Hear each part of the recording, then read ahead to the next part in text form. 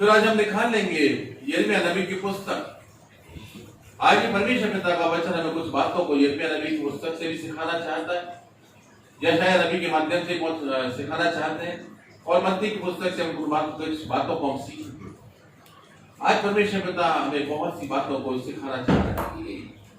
परमेश्वर पिता किस तरह अपनी चुनी हुई निज प्रजा को किस तरह उनके साथ रहते थे, किस तरह उनसे पवित्र वचनों के द्वारा बातचीत करते थे, अद्भुत तरह से बोलते थे, बातचीत करते और निरंतर अपनी संगति में बनाए रखने के प्रेरित करते थे।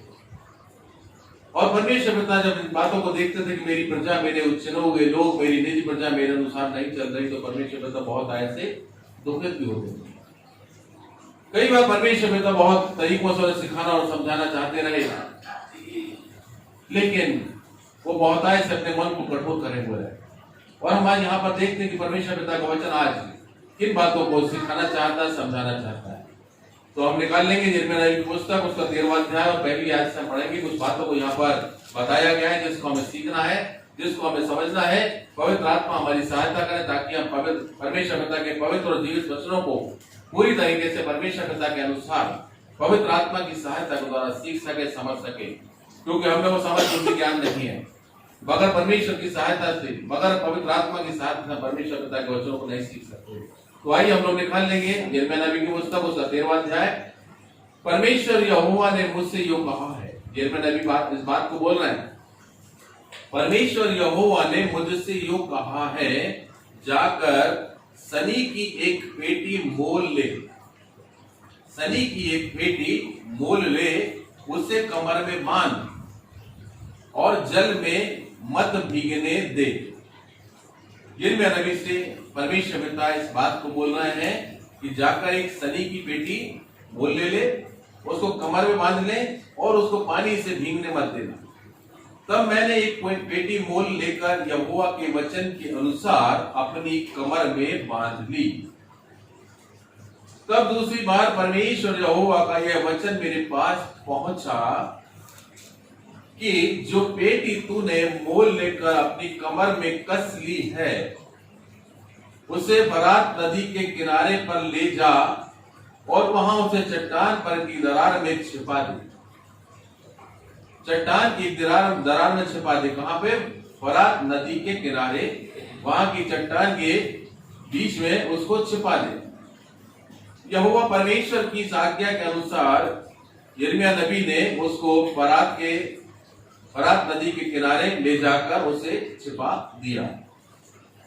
और हम देखते हैं उसके बाद लिखा हुआ है, बहुत दिनों के बाद परमेश्वर पिता ने मुझसे कहा। यिर्मयाह नबी इस बात को बता रहे हैं कि बहुत दिनों के बाद यहोवा परमेश्वर ने मुझसे कहा, उठ, फिर फरात नदी के पास जा और जिस पेटी को मैंने तुझे वहां छिपाने की आज्ञा दी थी, उसे वहां से ले ले। हम देखते हैं यहाँ परमेश्वर पिता का वचन कुछ बातों को हमें सिखाना चाह रहा है, और एक दृष्टांत के माध्यम से बात की गई, उदाहरण देकर इस बात को कहा गया है। और यहाँ पर परमेश्वर पिता की बातों को कहना चाह रहे हैं, इस बात को हमें सीखना है, समझना है। तब मैं फरात नदी के पास गया और खोद कर जिस स्थान में मैंने उस पेटी को छिपाया था, वहां से उसको निकाल लिया। और देखो, पेटी बिगड़ गई थी, वह किसी काम की ना रही। पेटी बिगड़ गई थी, जो बहुत अच्छी पेटी थी, जिसको मोल लिया गया था, उसको कमर में कसकर रखा गया था। लेकिन उसके बाद परमेश्वर ने कहा कि उसको जाके नदी किनारों, चट्टान के नीचे दरारों में छिपा दे। और जब वहां पर उस पेटी को छिपा दिया गया, बहुत दिनों के बाद जब उस पेटी को निकालने की आज्ञा जब परमेश्वर पिता ने दी, तो वहां क्या देखते हैं कि वो पेटी बिगड़ गई है और वह किसी भी काम की नहीं, वो किसी काम की नहीं होगी। तब परमेश्वर यहोवा का यह वचन मेरे पास पहुंचा।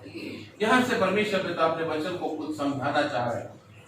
तब जब परमेश्वर यहोवा का यह वचन मेरे पास पहुंचा, परमेश्वर यहोवा ये कहता है, उसी प्रकार से मैं यहूदियों का गर्व और इस्राएल यरूशलेम का बड़ा गर्व नष्ट कर दूंगा।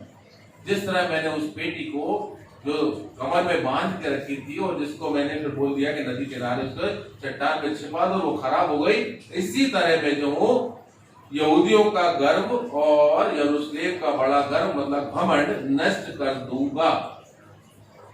इस दुष्ट जाति के लोग जो मेरे वचन सुनने से इनकार करते हैं, जो अपने मन के हट पर चलते दूसरे देवताओं के पीछे चलकर उनकी उपासना करते और उनको दंडवत करते हैं, वे इस बेटी के समान हो जाएंगे जो किसी काम की नहीं रहेंगी।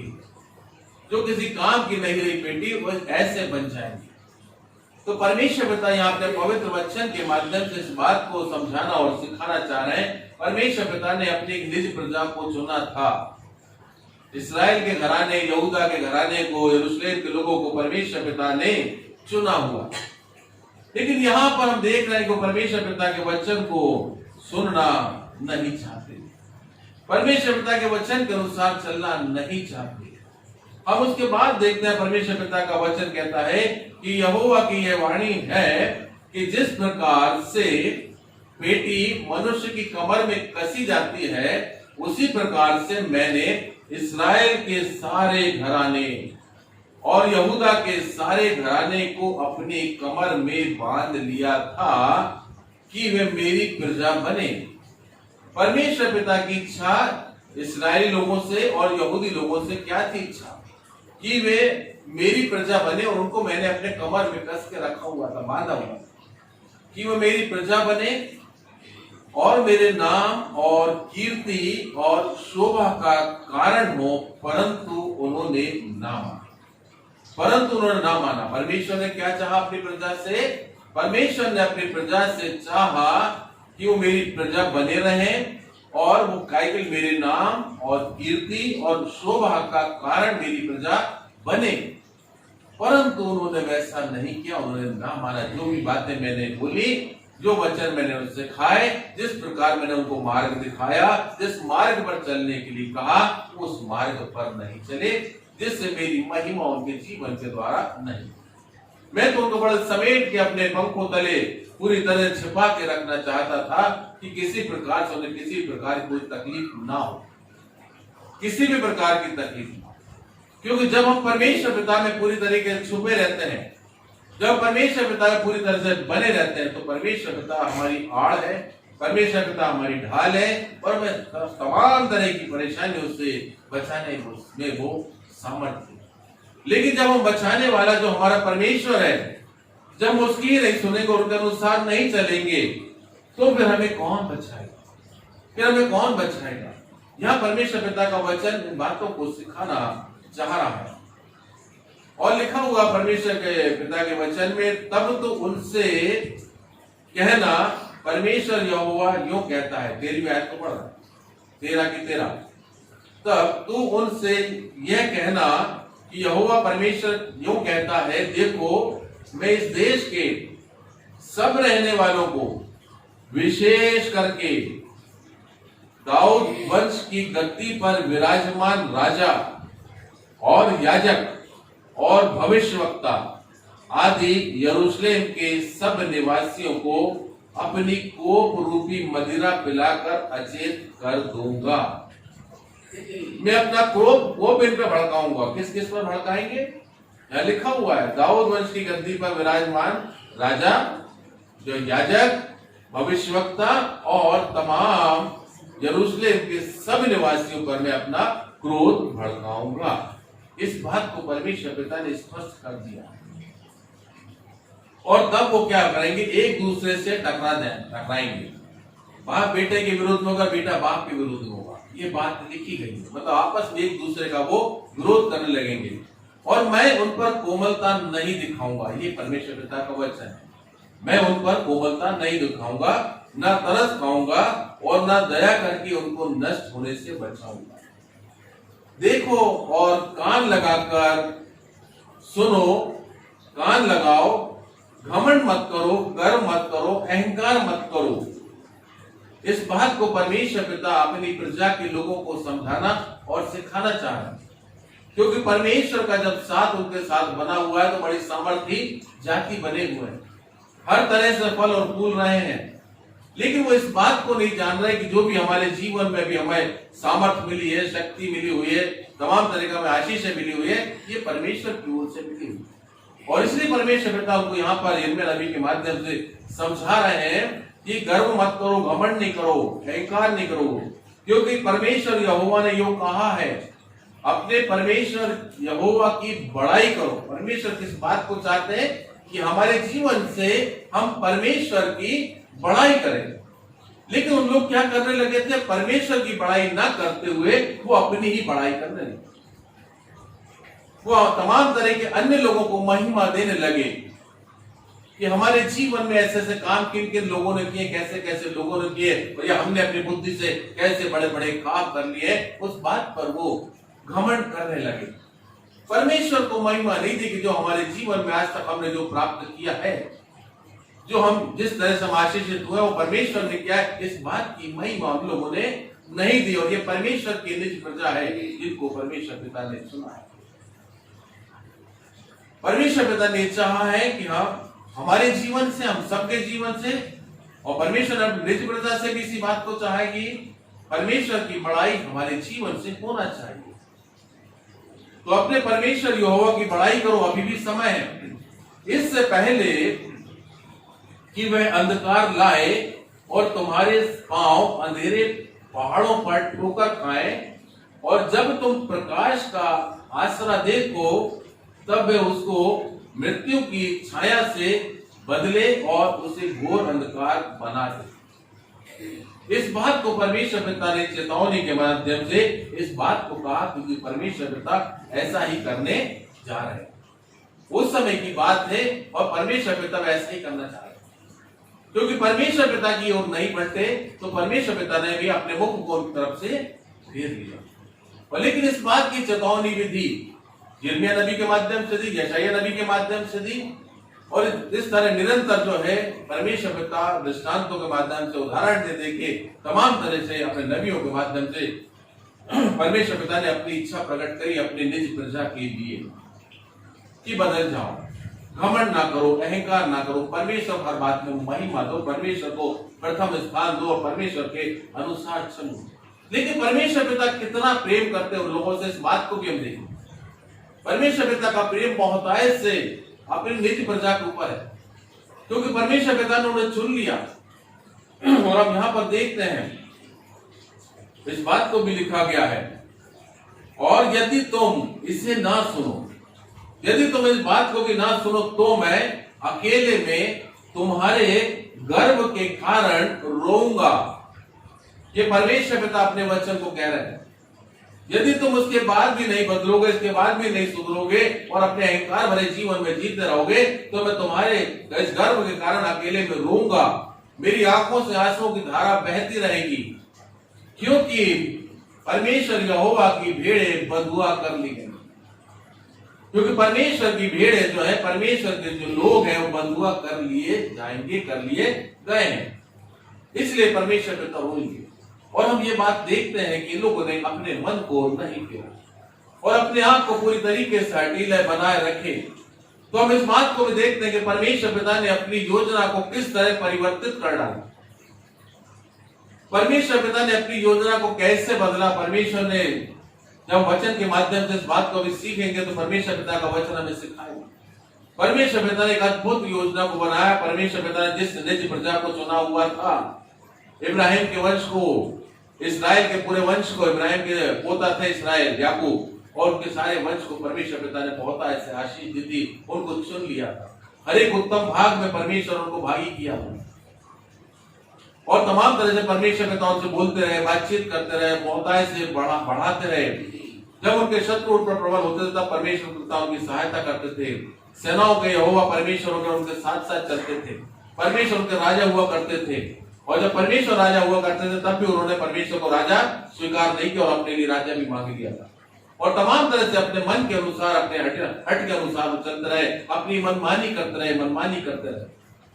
और परमेश्वर कितने ज्यादा दुखित हुए कि यहाँ पर तो इस बात को बोल रहे हैं कि मैं रोऊंगा, मैं अकेले में तुम्हारे गर्व के कारण, तुम्हारे ऐसे इन बातों को देखकर मैं अकेले में रोऊंगा, क्योंकि तुम्हारे जीवन में आगे क्या होगा, कैसी तकलीफ होगी, मैं रोऊंगा। और हम यहाँ देखते हैं, यहाँ पर परमेश्वर पिता ने अपना मुख फेर लिया है। जो प्रकाश इन लोगों के साथ था, इनके जीवन में था, उस प्रकाश को परमेश्वर पिता ने किस तरह आगे हम देखते हैं कहां पहुंचा है। और हम इस बात को देखेंगे मत्ती रचित सुसमाचार और उसके 4 अध्याय में। यहां से हम देखते हैं परमेश्वर पिता की योजना जो है समस्त मानव जाति के लिए आगे। परमेश्वर पिता ने जिस प्रजा को चुना हुआ था, उस प्रजा के ऊपर से अपने उस प्रकाश को हटाया। और यहां पर हम इस बात को देखते हैं कि उनके हठीले होने के कारण, उनके तमाम तरह से कठोर होने के कारण अब जो प्रकाश मिला है, परमेश्वर पिता ने अन्य जातियों को भी चुन लिया। जो अन्य लोग जो थे, जो उस वंश के नहीं थे, उनसे हट के भी परमेश्वर पिता ने समस्त मानव जाति के लिए मार्ग चुन दिया। और अब यहाँ पर देखते हैं समस्त ये योजना जो आई, अब समस्त मानव जाति के लिए योजना आई है। और हम इस बात को देखते हैं मत्ती रचित सुसमाचार उसका 4 अध्याय और उसकी 12वीं आयत से जब हम पढ़ते तो वहां लिखा है, जब प्रभु यीशु मसीह ने यह सुना कि यूहन्ना पकड़वा दिया गया। यूहन्ना कौन था? प्रभु यीशु मसीह के पहले एक राजदूत करके, एक दूत करके भेजा गया था, जो प्रभु यीशु मसीह के मार्ग को तैयार कर रहा। तो जब उसने प्रभु यीशु मसीह ने यह सुना कि यूहन्ना पकड़वा दिया गया है, तो वह गलील को चला गया और नासरत को छोड़कर कफरनहूम में, जो झील के किनारे जबूलून और नप्ताली के देश में है, जाकर रहने लगा। क्यों वहां पर जाकर रहने लगा? नासरत को छोड़कर कफरनहूम में आए और कफरनहूम जो झील के किनारे जबूलून और नप्ताली के देश में है, जाकर वहां पर रहने लगा। और प्रभु यीशु मसीह यहाँ इस बात को बता रहे हैं, ताकि जो यशायाह भविष्यवक्ता के द्वारा कहा गया था वह पूरा हो। परमेश्वर पिता ने जिस तरह यशायाह भविष्यवक्ता के द्वारा इस बात को पहले से बता दिया था, तो यहाँ पर इस बात को पूरा होना था। और यहाँ पर इसी बात को लिखा गया है, ताकि जो यशायाह भविष्यवक्ता के द्वारा कहा गया था वह पूरा हो, कि जबूलून और नप्ताली के देश झील के मार्ग से यरदन के पार अन्य जातियों का गलील, जो लोग अंधकार में बैठे थे, उन्होंने बड़ी ज्योति देखी, और जो मृत्यु के देश और छाया में बैठे थे, उन पर ज्योति छाई। अब यहां पर इस बात को हम समझें, परमेश्वर पिता ने प्रभु यीशु मसीह को कहां पर भेजा? प्रभु यीशु मसीह कौन? मनुष्यों की ज्योति थी। और प्रभु यीशु मसीह का इस प्रकाश को, ज्योति को लेकर आए, और वो ज्योति अंधकार में चमकती है। परमेश्वर पिता ने अपने प्रकाश को उन लोगों के मध्य में पहुंचाया जो अन्य जाति थे, जो सब परमेश्वर को नहीं जानते थे। परमेश्वर का वचन उनके पास नहीं पहुंचा था, परमेश्वर की बातें उनके पास नहीं पहुंची थी। और परमेश्वर पिता जब क्रोधित हुए अपनी प्रजा से, तब परमेश्वर पिता ने अपना प्रकाश, अपने वचन, अपनी बातें अन्य जाति के लोगों तक भी पहुंचा दी। ये बातें हैं, परमेश्वर पिता की योजना है ये, और हम उस योजना के भागी हैं। हम सबको परमेश्वर पिता ने ऐसे ही अद्भुत रीति से हमें अपनी नजदीकी में बुला लिया, क्योंकि जिन लोगों के माध्यम से परमेश्वर की महिमा होनी थी, जिन लोगों के माध्यम से परमेश्वर पिता का वचन बहुतायत से संसार में फैलना था, वो स्वयं उस वचन के अनुसार नहीं चले। वो स्वयं परमेश्वर के वचन के अनुसार, परमेश्वर की इच्छा के अनुसार नहीं चले, वरन अपने मन की अनर्थ और व्यर्थ रीति पर और अपने मन और मन की बात के अनुसार वो चलते रहे। परमेश्वर पिता को ये बात बुरी लगी और बहुतायत से समझाया, जब भी नहीं बदले, तब परमेश्वर पिता ने इस योजना को बनाया। और ये योजना बहुत समय पहले से बनाना प्रारंभ हुई, जो हम यशायाह नबी के माध्यम से सुना है, जो हमने यिर्मयाह नबी के माध्यम से सुना है, तमाम तरह के नबी के माध्यम से इन सारी बातों को हम सुन रहे हैं, सीख रहे हैं, समझ रहे हैं। और हम इसको भी निकाल लेंगे, जो यशायाह की भविष्यवक्ता की पुस्तक में जो ये बातें लिखी गई हैं, हम निकालेंगे उसके यशायाह नबी की पुस्तक और उसका 9वां अध्याय, यशायाह नबी की पुस्तक उसका 9वां अध्याय, यहाँ पर ये बात को कहा गया है। और यहाँ पर हम इस बात को देखते हैं, हम 8वें अध्याय में भी देखते हैं, वहां पर ये बातें लिखी हुई है। यहाँ पर जो वचन लिखा हुआ, परमेश्वर पिता का वचन जो हमें समझाना चाहता है, सिखाना चाहता है, इस बात को हम समझे। चितौनी का पत्र बंद कर दो, पहले हम 8वें अध्याय में उसकी 16वीं आयत को पढ़ रहे हैं। चितौनी का पत्र बंद कर दो, मेरे चेलों के बीच शिक्षा पर छाप लगा। अब यहाँ पर हम इस बात को समझें, क्या लिखा है? चेतावनी का पत्र बंद कर दो। किसके लिए? उन लोगों के लिए जो परमेश्वर की चुनी प्रजाति इस्राएल और यहूदा के घराने के लोग। अब चेतावनी के पत्र को बंद कर दो और मेरे चेलों के बीच शिक्षा पर छाप लगा दो। चेले कौन? ये प्रभु यीशु मसीह के विषय में बात चल रही है। प्रभु यीशु मसीह के विषय में बात चल रही है, क्योंकि 8वें अध्याय की 8वीं आयत में हम ये पढ़ते हैं और यहाँ पर लिखा, इमानुएल तेरा समस्त देश उसके पंखों से फैलने से ढप जाएगा। जो इमानुएल तेरा समस्त देश, इमानुएल किसका नाम? प्रभु यीशु मसीह का नाम इमानुएल रखा गया कि परमेश्वर तेरे साथ। लेकिन यहाँ पर उसी देश के विषय में, उन्हीं लोगों के विषय में लिखा गया है, इनके विषय में, इस्राएल और यहूदा के लोगों के विषय में लिखा गया है, क्योंकि इस तरह से उनका सत्यानाश होगा, इस तरह से उनका नुकसान होगा, इस तरह से परमेश्वर उनको ताड़ना देंगे। यहाँ पर लिखा हुआ है कि वो जो अशूर का राजा है वो यहूदा पर चढ़ाएगा और बढ़ते बढ़ते उस पर चढ़ेगा और गले तक पहुंचेगा, और हे इमानुएल तेरा समस्त देश उसके पंखों के फैलने से ढप जाएगा। समस्त लोग जितने भी इस्राएल और यहूदा के लोग हैं तमाम तरह से बंधुभाई में चले जाएंगे और तमाम तरह से उनके ऊपर किस तरह का कष्ट होगा, ये बात लिखी गई है। और उसके बाद हम इसी बात को देखते हैं, प्रभु यीशु मसीह के चेलों के विषय में भी यहाँ पर लिखा गया है कि चेतावनी का पत्र बंद कर दो। किसके लिए? इस्राएल और यहूदा के घराने के लिए। अब क्या करो? मेरे चेलों के बीच शिक्षा पर छाप लगा दो। मेरे चेले कौन? प्रभु यीशु मसीह के चेले, क्योंकि इमानुएल का विषय में भी बातचीत करी गई, जिसको पढ़ेंगे तो और विस्तृत उस बात को हम समझ पाते हैं। तो यह लिखा, मेरे चेलों के बीच शिक्षा पर छाप लगा दो उन्हें। और यहाँ पर लिखा, मैं उस यहोवा की बाट जोहता रहूंगा जो अपने मुख को याकूब के घराने से छुपाए। यहाँ पर ये बात लिखी हुई है कि मैं उस यहोवा की बाट जोहता रहूंगा जो अपने मुख को याकूब के घराने से छिपाए, और मैं उसी पर आशा लगाए रखूंगा। इस बात को बताएगा। मुख किसने छुपा लिया? परमेश्वर पिता ने। किन लोगों से? उन याकूब के घराने। याकूब कौन? इस्राएल और यहूदा के घराने के लोगों से परमेश्वर पिता ने अपने मुख को फेर लिया।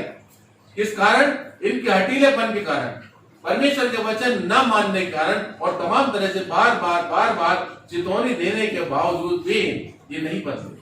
तो यहाँ पर लिखा है, इस बात को बताया है, परमेश्वर पिता का वचन समझाना चाहता है। इन्हें हम 22वें आयत में जा रहे हैं, इन्हें सकेती और अंधियारा अर्थात संकट भरा अंधकार ही देख पड़ेगा और वे घोर अंधकार में ढकेल दिए जाएंगे। वे परमेश्वर के चुनी हुई प्रजा के लिए लिखा हुआ है कि वे घोर अंधकार में ढकेल दिए जाएंगे।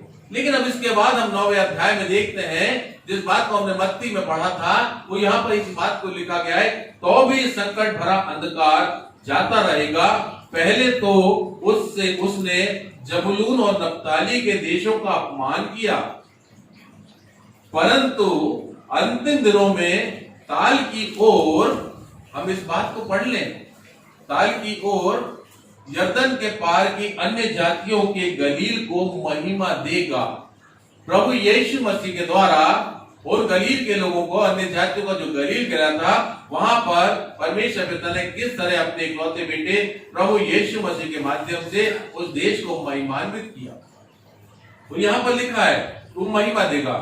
जो लोग अंधियारे में चल रहे थे, जिन लोगों ने परमेश्वर के प्रकाश को नहीं देखा था, नहीं जाना था, जिन्होंने परमेश्वर के वचन का प्रकाश नहीं पहुंचा था, जिन्होंने परमेश्वर के वचन को नहीं जाना था, वहां पर लिखा हुआ है कि जो लोग घोर अंधकार से भरे हुए मृत्यु के देश में रहते थे, उन पर ज्योति चमकी, उन पर परमेश्वर पिता के वचन का प्रकाश हुआ। जब परमेश्वर पिता ने अपना मुख इस्राएली लोगों के ओर से अपने फेर लिया, इस्राएल और यहूदा के वंश के लोगों से अपने जब मुख को फेर लिया, और जब परमेश्वर पिता ने अपने मुख को फेरा, तो परमेश्वर पिता का मुख जो है अन्य जातियों की तरफ, और परमेश्वर पिता के उस मुख से परमेश्वर ने अपने प्रकाश को उन लोगों तक पहुंचा दिया जो अन्य जाति थे, जिन्होंने परमेश्वर पिता के विषय में नहीं जाना था, जिन्होंने परमेश्वर पिता की शिक्षाओं को नहीं जाना था, जिन्होंने परमेश्वर पिता के वचन को नहीं जाना था। वहां पर परमेश्वर पिता ने अपने वचन को पहुंचाया, क्योंकि इन्होंने परमेश्वर पिता के वचन पर विश्वास नहीं किया, परमेश्वर पिता का पूरा मन नहीं लगाया। और हम देखते हैं इसी तरह जब प्रभु यीशु मसीह ने जब यरूशलेम में प्रवेश किया तो हम देखते हैं कि परमेश्वर पिता का वचन बताता वहां के बच्चों ने प्रभु यीशु मसीह की स्तुति करी, क्योंकि वहां लिखा गया यदि तुम नहीं चिल्लाओगे तो ये पत्थर बोल उठेंगे। और आज हम देख रहे हैं कितना बहुतायत से परमेश्वर पिता का सुसमाचार का प्रचार अन्य जातियों के माध्यम से हो रहा है, जिन्होंने जो कि बचपन से या खानदानी तरीके से हम देखते हैं वो प्रभु को नहीं जानते थे, जो प्रभु के नहीं थे। परमेश्वर ने अन्य लोगों को चुना कि वो मेरी महिमा करें, और परमेश्वर पिता अन्य लोगों को सामर्थ्य दी, अन्य लोगों तक अपने प्रकाश को पहुंचाया, अपने वचन को पहुंचाया। और वो वचन जब लोगों तक पहुंचा तो आज हम देख रहे हैं किस तरह संसार भर में प्रभु यीशु मसीह के वचन का प्रचार किया जा रहा है, किस तरह परमेश्वर के राज्य का सुसमाचार का प्रचार किया जा रहा है। और हम देखते हैं किस तरह परमेश्वर पिता ने प्रभु यीशु मसीह के माध्यम से किन लोगों को चुना। वो गलील में आया और वहां पर हम देखते हैं कि पतरस को चुना और उसके भाई को चुना, और किस तरह याकूब को चुना, अंद्रयास को चुना। ये कौन थे? ये अंधकार में चलने वाले लोग, अंधकार में बैठे हुए थे। इन लोगों ने परमेश्वर की बातों को नहीं जाना था, लेकिन परमेश्वर पिता ने इन लोगों को चुना हुआ था। और हम देखते वहां पर परमेश्वर पिता की दया हुई अन्य जाति के लोगों में, और वहां से प्रभु यीशु मसीह के चेले चुने गए, और वहीं से प्रभु यीशु मसीह के राज्य का सुसमाचार प्रचार किया। वहीं पर जाके प्रभु यीशु मसीह ने पहला प्रचार जो किया, मन फिराओ तो स्वर्ग का राज्य निकट आ गया है। किनके पास जाके प्रभु ने बोला? इस बात को हम समझे, क्योंकि परमेश्वर ने समस्त जाति के लोगों के लिए परमेश्वर ने अपने राज्य को पूरी तरीके से अन्य लोगों तक भी पहुंचा दिया, कि हर एक लोगों को मन फिराने का अवसर दिया, और मन फिराने के द्वारा परमेश्वर का राज्य वो प्राप्त कर सकते हैं। और बहुतायत से हमने देखा, वचन के माध्यम से पढ़ा है, सीखा, समझा कि लोगों ने मन फिराया और परमेश्वर का राज्य उनके जीवन में प्रवेश कर गया, और परमेश्वर के राज्य की बातें उनके जीवन में आई। और किस तरह हम देखते हैं कि प्रभु यीशु मसीह के चेले बहुतायत से संसार में परमेश्वर के वचन को फैलाते चले गए। परमेश्वर का राज्य का सुसमाचार उन चेलों के माध्यम से पहुंचाया गया, जबकि ये कार्य किसको करना था?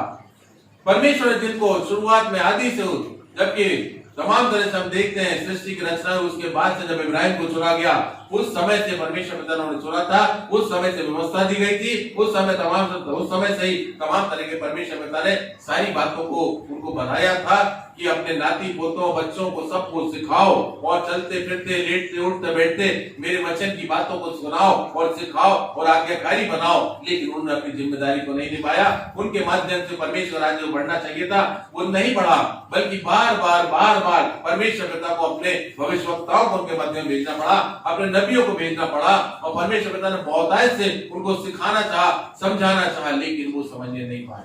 और हम देखते हैं फिर अन्य जाति के लोगों के लिए परमेश्वर पिता ने एक रास्ता खोल दिया और प्रभु यीशु मसीह को भेज दिया, और प्रभु यीशु मसीह समस्त मानव जाति के लिए जो एक प्रकाश लेकर आए, ज्योति लेकर आए। और अब देखते हैं प्रभु यीशु मसीह समस्त मानव जाति को आमंत्रण दिया कि मन फिराओ क्योंकि स्वर्ग का राज्य निकट आएगा। और तमाम हमने देखा, कल भी पढ़ा था, तमाम तरह नगर घूमते रहे, गांव प्रचार करते रहे और बहुतायत से प्रचार करते रहे, और प्रभु यीशु मसीह के चेले उनके साथ रहे। और प्रभु यीशु मसीह ने अपने चेलों को नहीं छोड़ा, वो उनके साथ रहते थे, उनको सिखाते थे, उनको समझाते थे, सो पूरे समय वो लोग साथ में रहते थे। और किस तरह प्रभु के कार्य को करना है, प्रभु यीशु मसीह ने उन तमाम बातों को सिखाया, और वो परमेश्वर पिता के राज्य का सुसमाचार प्रचार करते चले गए। और किस तरह अपनी निगरानी में उन्होंने कितने 12 लोगों को पहले भेजा, फिर 70 लोगों को भेजा, फिर और लोगों को भेजा कि जाओ और परमेश्वर के राज्य के सुसमाचार को प्रचार करो। और प्रभु यीशु मसीह उनको अपने अधिकार से परिपूर्ण करते थे, अधिकार देते थे, और वो जाकर परमेश्वर के राज्य का कार्य करते थे। इस तरह प्रभु यीशु मसीह ने अपने चेलों को बनाया और चेलों को ट्रेनिंग दी, और परमेश्वर पिता पवित्र आत्मा के द्वारा उनकी सहायता करते रहे। और हम देखते किस तरह परमेश्वर पिता का राज्य आज सारी सृष्टि में बहुतायत से फैल चुका है। आज परमेश्वर के राज्य की बातें बहुतायत से लोग जानने लगे, और आज हम सब के लिए अवसर है कि आज भी जो हमने परमेश्वर पिता के वचन को सुना है, परमेश्वर पिता के राज्य की बातों को सुना है, और हमें उसे अपने हृदय में उतारना है। यदि हम भी अपने हृदय और अपने मन में हम उन वचनों को नहीं उतारेंगे तो शायद परमेश्वर का मुख हमारी तरफ से फिर जाए। तमाम तरह से हमें परमेश्वर कोप का सामना करना पड़ जाए। आज परमेश्वर पिता इन पवित्र वचनों के माध्यम से हमें इन बातों को सिखाना और समझाना चाहते हैं कि परमेश्वर पिता ने हम मनुष्यों के लिए कितनी अद्भुत योजना को बना के रखा है, उस योजना में भागी किया है। हम कितने सौभाग्यशाली है कि हम उस अनंत जीवन की योजना में हम भागी हो रहे हैं। आज हम चाहे अपने आप को पूरी तरीके से परमेश्वर के अनुसार बदल डालें, जैसा परमेश्वर चाहता है वैसा हम बन जाए, हमारे जीवन में तमाम तरह की आशीष आ जाएंगे। हम अनंत जीवन में भागी होंगे, हम पवित्र आत्मा को प्राप्त करेंगे, हमारे अंदर सामर्थ आएगी, हमारे अंदर वो शक्ति आएगी जो परमेश्वर देते हैं, क्योंकि परमेश्वर की शक्ति और सामर्थ हम प्राप्त करेंगे। आज परमेश्वर पिता इस बात को बताना चाहते हैं कि परमेश्वर पिता ने अपनी निज प्रजा को भी किस तरह त्याग दिया, क्योंकि परमेश्वर पिता को हमने त्याग दिया, परमेश्वर पिता का भरोसा नहीं करा, परमेश्वर पिता के अनुसार नहीं चले। आज परमेश्वर पिता इसी बात को हम सब से भी चाहते हैं कि जब अपने निज प्रजा को उन्होंने त्याग दिया तो हम कहां लगते हैं। आज परमेश्वर पिता इस बात को चाहते हैं कि मेरे बेटे और मेरी बेटियों, ये तुम्हारा जीवन जो मैंने तुमको दिया हुआ है, इस जीवन को पूरी तरीके से अपने मेरे अनुसार व्यतीत करना, अपने अनुसार नहीं चलना, अपनी बुद्धि के अनुसार नहीं चलना, अपने जिद के अनुसार, अपने हट के अनुसार नहीं चलना, और किसी प्रकार का तुम अहंकार नहीं करना, क्योंकि आज जो कुछ भी तो मेरा अनुग्रह है,